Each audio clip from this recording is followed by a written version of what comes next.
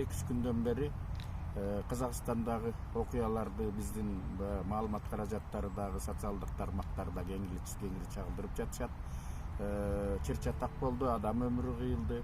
Анан 4000дей жарандар, көпчүлүгү аялдар, балдар, картаң адамдар деп жатышат. Ошолор Кыргызстандын чек арасынан өтүп, мына Масанчин айылындагыларда, анан бияктагы дунгандар тосуп алды деп жатышат.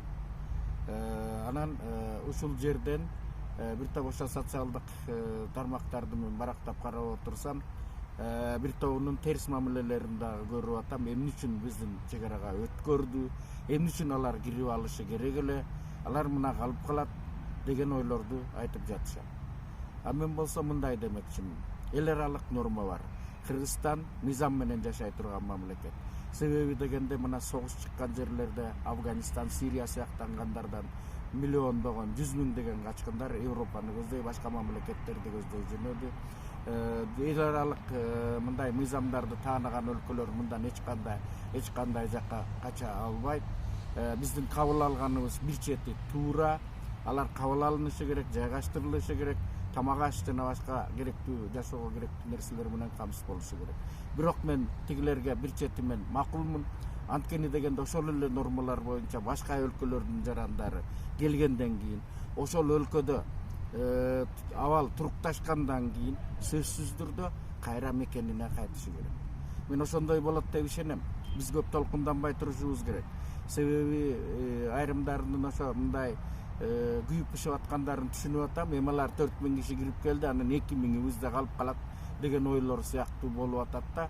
Андай болбойт деп мен ишенем. Себеби мен акыркы азаттыктагы маалыматты эле карап турсам, милиция кызматкерлери келген адамдын ар бирин тактап, кимисиникине канчадан болгондугун тактап атышат. Демек, абал турукташып жаткандыгын казактар айтып жатат.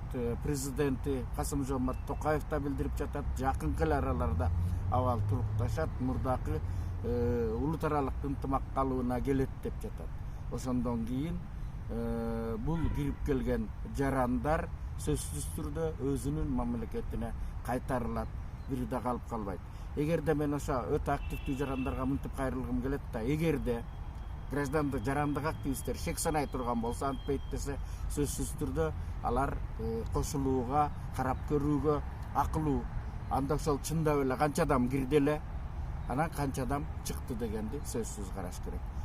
Бирок булар такыр эле кирбесин деген биздин эл аралык нормага дагы, бир жолу айтайын, адамгерчилик нормага дагы такыр туура келбей калат.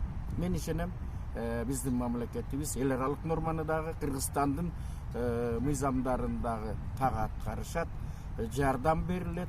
Акыбал тынчыгандан кийин ошол кирип келген дунган калкынын өкүлдөрү кайрадан Казакстанга кайрадан жиберилет деп мен ишенем.